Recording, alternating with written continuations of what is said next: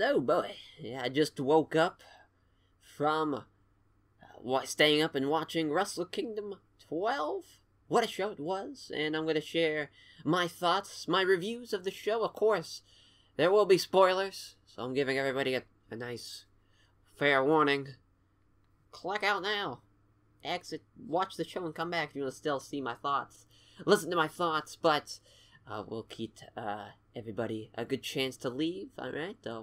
3, 2, 1. Okay, now we're here. As what a show that was. Of course, no surprise there. It was a great show. As we'll start off with the pre-show, the New Japan Rumble. I'll be goddamn, not 20 people this time around, not 14 like the year before. This year, they kind of had a mix of people. They had guys who weren't on the card. They had guys that are, the young lions, the Katamarus. Henry debuted his new gimmick, I guess, because he didn't go on excursions. It was new gimmick. But also the stars of the old, the Jushin Ligers, the Tenzan, the Kojimas of the world. So really just a great little pre-show match. Interesting, though. I will say this. It is the New Japan Rumble, so really nothing to look into. But having Chase Owens kind of run roughshod over the opening couple of entrants there. Interesting. Did not see that coming. Chase Owens pinned Kanemaru, and I was like, whoa. Whoa, surprised me. But that's, it's just a New Japan Rumble. Really no big deal. Neither here nor there if he does well or not. Really, the match, was very lackluster until Liger showed up. Crowd popped huge. Probably the biggest pop of the match. Of course, they should. The man's the legend, the god himself, Jushin Thunder Liger. And, also another prediction I got right there. Figured Liger would have a nice pop. Cheeseburger. Big pop. My God. And it came down to the final four being Cheeseburger, Satoshi Kojima, Hiroshi Tenzan, and Kakahara, who had just beaten cancer. God bless him. Was a UWFI guy back in the day, was a savage. Was known as the Rambo, was fast as shit with his hands. He was a beast, Go watch his stuff if you haven't seen him. And just a good story down to the final two being Cheeseburger and Kakahara. And, either way, whoever won would have been a great, great story. Great feel-good story for me either way. But I'm glad they went with Kakahara, who did win. And just brings a tear to the eye. A man who beats cancer, comes back and beats the New Japan Rumble field. Tremendous stuff. And he cuts a nice little promo at the end, asking people for their support for his brother, Yoshihiro Takayama's UWFI brother, Yoshihiro Takayama. Of course, we all, sadly, what happened to him last year with the paralyzation. Yoshihiro Takayama is a warrior, gave his body for the sport, not just here in pro wrestling, but also gave his body to mixed martial arts. Of course, those fights with Don Fry and Pride, legendary stuff. And if you do want to support Yoshihiro Takayama, please do. Fire Pro Wrestling World doing their little DLC, $3, and all the proceeds will go to his charity. So please, if you want to be a pal, if you felt moved by that, that's a good way to do it, to help support Takayama-san. Great moment too, as Takayama's music plays at the end of it. Just phenomenal stuff. This is what it's all about, the New Japan Rumble. Getting the show off right. Feel good story there. Good stuff. Gotta love it. And then we'll go on to the main show. The junior tag team match. Pretty much what I expected. Good little opening match here. As far as there is, I felt the ramp spots, we didn't really need them for this match. Just my opinion. Would have been better off without it, but that's neither here nor there. I don't think it took away or added to the match at all, in my opinion. As far as good points to showcase, Matt Jackson's selling of his back. Really enjoyed that. Usually people kind of knock the Young Bucks for psychology and whatnot, but man, just the way he worked that back, selling it, was great. You know, he even refused to tag at one point from Nick, you know, because his back was hurting so much. Just great stuff. Even showing up to help Omega down to the ring for his match. He's still selling the back. So good stuff there, Matt. It was not unnoticed. At least by me, I noticed it. Good stuff there. As, you know, you can't go wrong with an opening match with the junior tag. Had the great pace. Had the pace it wanted. As, you can't go wrong. Can't go wrong with that. As far as predictions, yes, I was wrong. That's fine. As far as the Young Bucks, you know, now 7-time junior tag team champions. As, man, you know, as far as Show and Yo, did they need to win? Not really, no. They start off, you know, they debut, win the belts, won the junior tag tournament, the power struggle. So really, with the junior tag division, it's not a very prestigious tag belt, you know. There's only a couple of teams really in the division to begin with. As far as actual New Japan talent, you have the Bucks, you have Show and Yo, of course, the two that were in the match. Kushida and Taguchi, I guess, are pretty much going to be the Taguchi Japan team moving forward, since Ricochet is going to the old Fed, brother. But and then they'll have either a team from Ring of Honor or CMLL or somewhat, you know, right now. Titan and Dragon Lee seem to be a team. Bushi and Hiromu are probably the LIJ team for the junior team. Chaos, I don't think really has a junior team. It's just Will Ospreay, so yeah, they don't have one. And Suzuki Gun doesn't really have one either. Well, I guess I have Kanemaru and Taka Michinoku. That's a junior team, or Tai Chi and Kanemaru, whichever combination they want to use. So really, that's kind of the thing. If they would have beat the Young Bucks here, it's kind of like, well, what do they do moving forward? You know, they just keep on beating guys. So here, they lose the belts to Young Bucks, and now I'm sure looking forward into the New Beginning show. Maybe a rematch, and maybe they get the belts back, and they'll have the rubber match at Strong Style Evolved. Just an idea. Maybe, you know, who knows? They can go in many different directions. And so, you know, something might happen here at New Year's Dash. You know, it still hasn't happened yet. So, interesting development there. As then we'll go on to the Gauntlet match. Genuinely surprised how much I enjoyed this match. I thought it was, you know, the finishes or the high spots of the match, and that's what you want to do for at least 9 times out of 10 of it. You know, from the opening match was rather Suzuki Gun versus War Machine and Michael. I'm glad they got that team out of the way, because really, I think nobody thought they were going to win at all, so might as well get them out of the way first. You know, great armbar by Zack. Zack looked great with that armbar, and moved on to the next team in Chaos, which Chaos did great stuff here. You know, Chaos, the finish was tremendous of this match. The fucking Taguchi getting caught with a schoolboy roll-up, that was, like, really great. Like, the timing of that was really good. Props to that, as then they go on to take on the champions in Bullet Club. Gotta say, Bad Luck Fale looking like a kingpin out there. Really dug the gear. Like, thought he was looking like a boss. Awesome stuff. Ishii had a great moment with the suplex, the crowd. I mean, getting 35,000 people to pop for a brainbuster on Fale. And, you know, in a damn Gauntlet, never open weight 6-man match. That was great. Old Trent took a hell of a bump on the apron. God bless him. Going all out on the dome. I like it. And he gets the win. He gets the big, he gets the crunchy there. The moonsault into the gun stun too. Wow. Tama Tonga. Great timing. I'm happy he actually didn't go for the pin right away. Because if he would have kicked out, probably would have defeated, like, would have devalued the move a little bit. So I'm glad he kind of taunted a little bit, you know. I guess to each his own. It could have made the kick out more important if he would just went ahead and pinned him.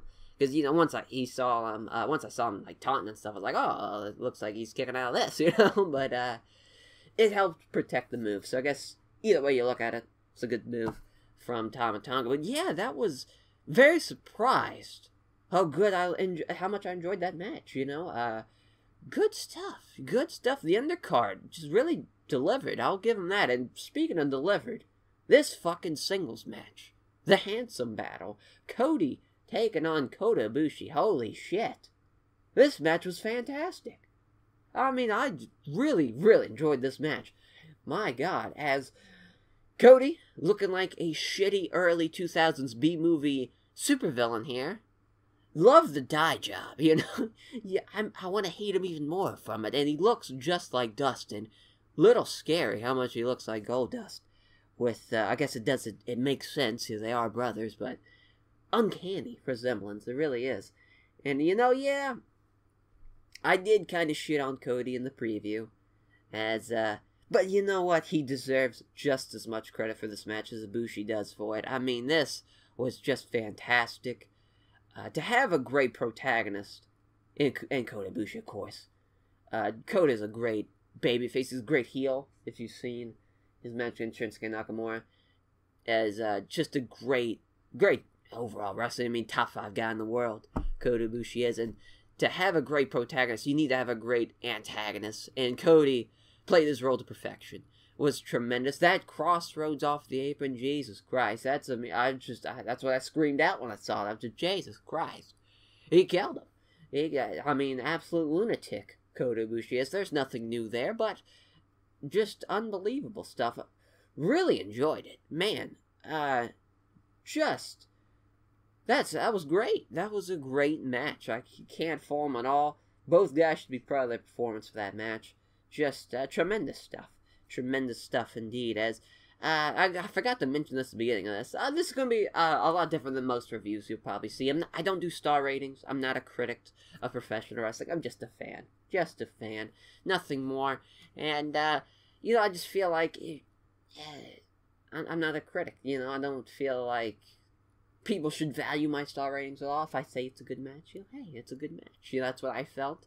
If I felt I enjoyed it, yeah, I'll say I enjoyed it. So, definitely, if you're looking for star ratings, this is not the review for you. But, we go on to some more matches here. The tag team title matchup. KS and Los Ingobernables de Japón. Kicked the start of the match off of the killer bomb right off the rip. So a good jump start to the match. It was definitely hard to follow that last match, so you gotta do something. Good idea, kickstart it with the killer bomb right off the rip. And now the Los Ingobernables, obviously the babyface team in the match, has got to come back and fight back to kind of get back to the advantage of having a normal tag team match. Starting down right off the rip. Interesting to see most of the offense done on Sonata. Glad that was done. Personally, I'm a big fan of Sonata, so it's nice to see him playing a big role in this match. Hopefully this leads to him doing more bigger and better things in 2018. Hopefully they're kind of helping him elevate his role in Los, kind of like Evil had done in 2017. As, as far as the match, was pretty good, actually. Had no complaints. Better than I expected. As, Davey Boy looked good. I tell you what, even Los looked good, but I tell you what, even Lance Archer looked good. Sweet-ass chokeslam. Absolutely killed him. Sonata got big airtime for it. Was great. As far as, he did, I was so tired watching that. The first time I saw the spot, I thought he did a Spanish fly off the top, and I lost my mind. For a solid 2 minutes before I saw the replay, I was like, holy shit, Lance Archer did a Spanish fly. What the hell is life? I was contemplating life, contemplating what had I just seen? And of course, it was just a normal, it's still impressive, suplex off the top rope. Pretty awesome shit, especially to do that size. But, yeah, good stuff. Los gets the win, no surprise there for me. Good stuff there. Finally, a good prediction right here. It was 0-2 off the rip, but there we go. Come back with a nice prediction win with the Los Ingobernables. Winning the tag league and now winning the tag team champions. Championship, rather. As, good stuff there. Los getting a win. As then we go to the never openweight belt.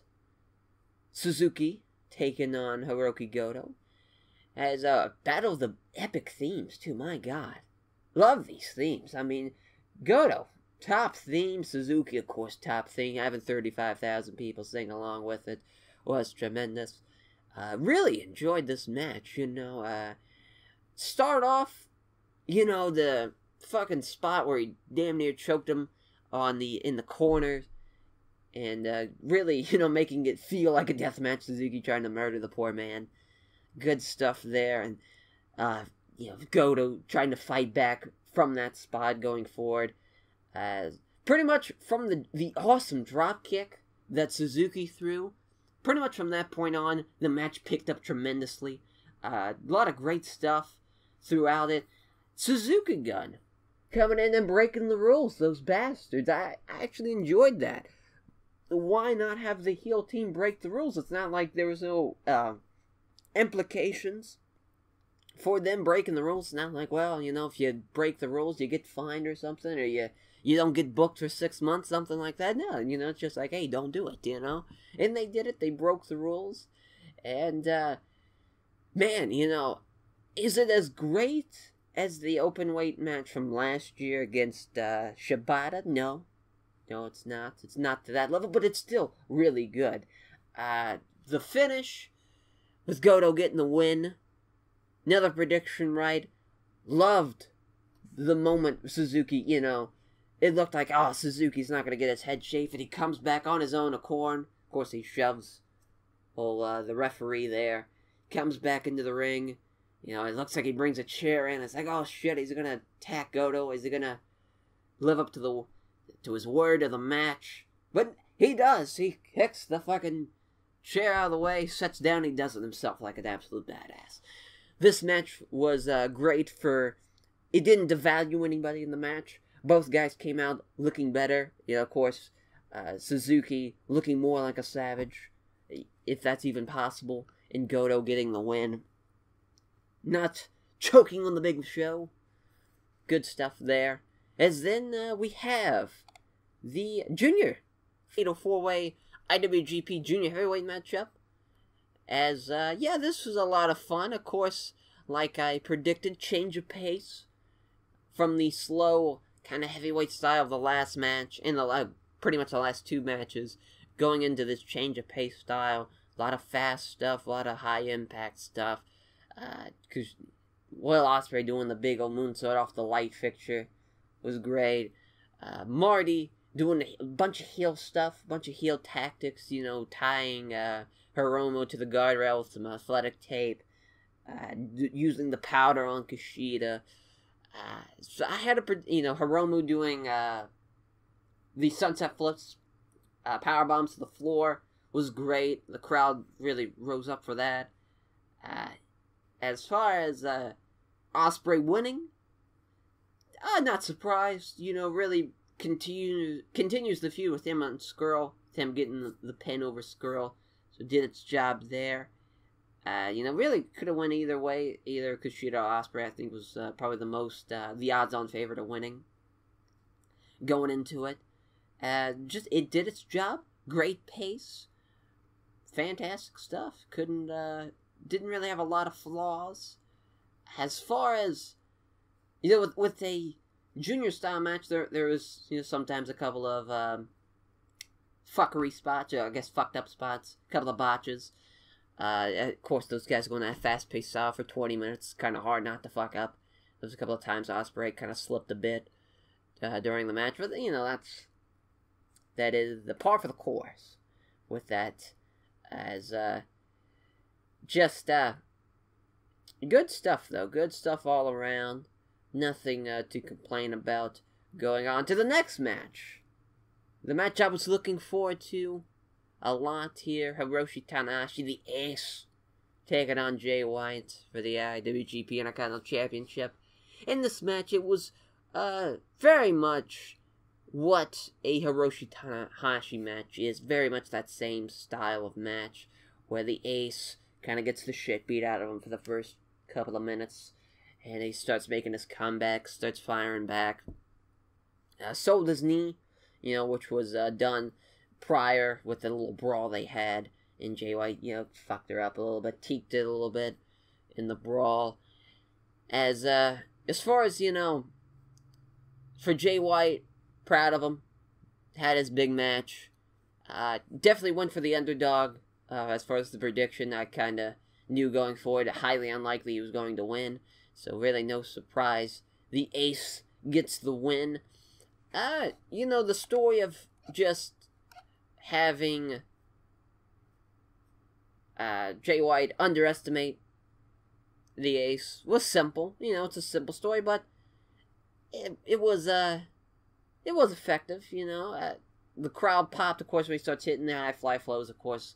God bless Tanahashi. So I knew it was going to be a rough night for Jay White when I saw Tanahashi's hair. The entrance, I was like, oh, it's over. It's over. He's going big. He's going dome hair. It's over. It is over. But, you know, as far as the thing I would have liked to see, wish it would have went a little bit longer. You know, went about 18, 19 minutes. Wish it would have went 25, 26, you know, but it was a bit odd. I'll give it that. But, I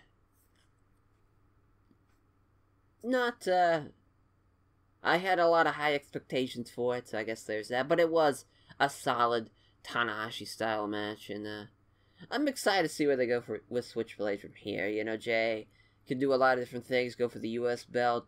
Could do solid stuff with Juice. Would like to see that. Him versus Cody could be something. Two guys who lost here at Wrestle Kingdom. Going forward. Interesting to see how it goes from there. But we go on to the co-main event.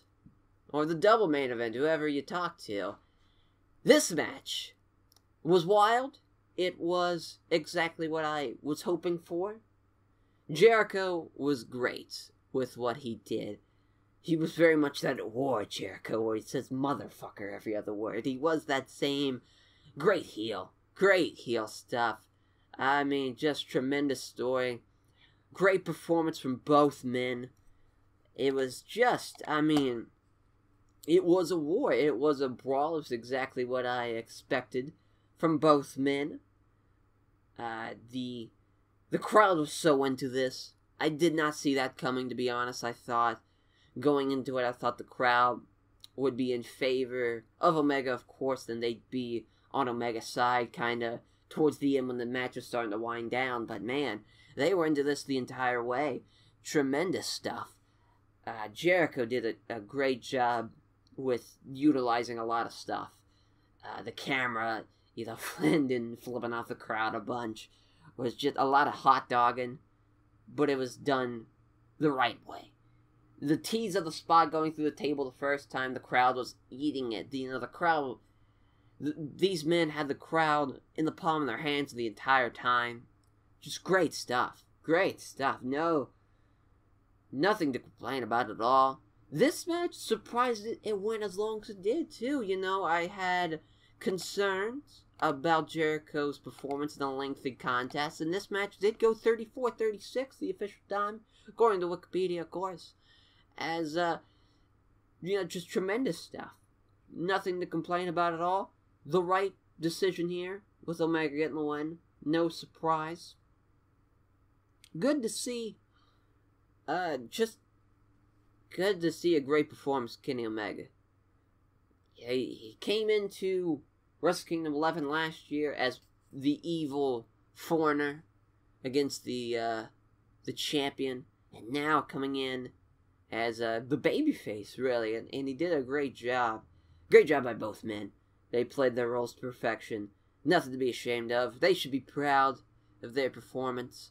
I thoroughly enjoyed it. So then, we go to the main event. The highly anticipated IWGP Heavyweight title matchup. The challenger, Tetsuya Naito, looking like a boss, as he always does. The beautiful white suit, all white suit, to the nines, Tetsuya Naito always is, with a bitchin' ass mask. You know, he takes a pause in the middle of the ramp, the crowd is going apeshit. What a moment. Just what a moment. couldn't believe it. Just 35,000 people losing their minds collectively for Tetsuya Naito. Great stuff. Great stuff. And then we have the champion, Kazuchika Okada. Upset with you, Kazuchika Okada. What was going on, pal? Whoever told you to wear those pants should be fired? You should not listen to them again? If this was your idea, you need better sense and fashion, my friend. I don't know why the hell you went away from your regular gear. That's always tremendous. I don't understand it. Very head-scratching for me. But, yeah, definitely need to reconsider that, bud. You really fucked up, you know? This isn't the first time either you've had shitty gear at Wrestle Kingdom. Wrestle Kingdom 7, you had gear too big for you. You had to kept on pulling it and looking like a real amateur out there, and now, big show, big moment. 35,000 people. And you're looking like a jabroni with those damn pants. God damn it, son. I'm not just mad, I'm disappointed, you know? Just disappointed. You might have to talk to Tetsuya Naito, talk to Hiromu Takahashi, talk to Hiroshi Tanahashi, talk to some people who have great sense in gear. Kenny Omega, you know, talk to those guys. My God. Disappointed, but the match, of course, fantastic, as always. Phenomenal stuff. I mean, the combination from the reversal from the Destino into the jumping tombstone pile driver was tremendous. The transition out was flawless. Great stuff. The running Yakuza kick all the way across the ring was great early on in the match. Just the crowd was at a fever pitch for this match, as they should. Great stuff. Great stuff. Fantastic match. Okada! He did it! He won! Okada is God. He cannot be stopped. God bless him, man. Holy shit. He did it. I can't believe it. 564 days and counting. 9 fucking defenses. He's going up there for Tanahashi's record. For the 11. I think he's going for it. I can't believe it. He's now had it for, combined days. It is official. It's 1,360 plus days. Unbelievable. It's great though, you know. Hopefully this doesn't kill the momentum of Tetsuya Naito, but I believe this does solidify a double turn. Of course I'll always be on Okada's side. I'm never jumping ship. Never. He's God. He can't be beaten, but for I think a lot of people this was a double turn, as Okada now going forward will probably be the heel going into most of these matches. As far as, you know, this is more about the chase now. Who's going to beat him? Now it's like, my God. Like I talked about in the predictions, who's going to beat him? I can't believe it, you know. There was a possibility of this happening, but still, I mean, my God. Okada getting the win on the big stage, and now going into New Beginning, going into Strong Style Evolved. My official predictions on who is going to beat Okada, I think it's going to be Kenny Omega. You know, I really do believe so. Sometime soon. I don't know when. If it was me, my opinion, I would have it be at Wrestle Kingdom 13. But that's just me. If you don't want to wait that long, goddamn, what a long reign that would be. Okada have the belt for like 1,000 days. So definitely, maybe, probably not that long. Now that I think about it, that'd be a long-ass reign. Dominion is a thing maybe to look out for, too. As, could be, Naito could have something there at Dominion. Come back for the belt. Get the big one there. But, could be someone completely unknown. You know, could be a guy who's kind of on the verge of that big title match. And he comes in and he beats Okada. would be incredible. You know, could be a upset performance. Like Juice, my God, Juice pinned him. Jesus, be unbelievable, man. If Tomoishi beat him, I'd probably cry. I'm not gonna lie, man. I'm a big Ishii fan. What a moment that would be to like taking down the longest rated champion. Guy was deemed underrated for so long. Beats his friend, beats his stablemate, and Kazuchika Okada. I'd probably cry, you know, and I don't cry a lot. So there's that.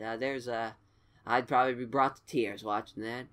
But man, what a show as always. No surprise, Wrestle Kingdom 12 was an absolute banger of a show.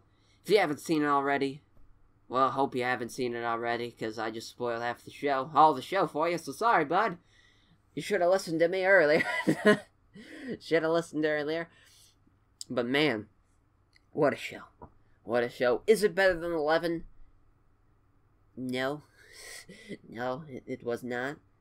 It was on the same level, though, as others. As the 8s, the 9s, the 10s. Oh, no, the 8, 9. The 8s and the 9s, rather. The 7, 8, 9s. There we go. It was just... 10 is just on a whole nother level. It's the WrestleMania 17 of Wrestle Kingdoms. You know, it's just on that... It's on that plateau. But man, I don't know, though, now that I'm thinking about it, because there was not a bad match. There was some bad matches on Wrestle Kingdom 10. That Gauntlet match was terrible. It was very filler. Whereas this, at least, it had great moments in it. So there's that. Man, great stuff. I'm blown up talking about it, as you could probably tell. Hope everybody enjoyed the show. I know I did. Usually, you know, I had this idea to do the preview of Wrestle Kingdom 12 a couple of days prior, and around the 30th, the 29th, just, you know, I was about to go to bed, and it just popped in my head, like, man, Max, you talk about Wrestle Kingdom 12, you know, you've been excited about it, share your thoughts with the world. Maybe people enjoy it. And so usually I try to sway away from that. I try to do fact-based stuff when it comes to pro wrestling, when it comes to talking about pro wrestling and doing those videos, because everybody has an opinion, you know. It's nothing special, but people seem to enjoy the preview, so I figured, hey, why not give them a review as well? So you get both. And look forward to these in the future, too. Man, I love Japan. Love New Japan, of course. Look out for a new beginning preview and review. Look out for a New Japan Cup preview review. All that, all through 2018. Big plans for the channel in New Japan. We're gonna be hand in hand going into 2018. God, I love Japan. I love pro wrestling. God damn it. I hope you all do too. Enjoy the new year. Stay safe, everybody. Take care.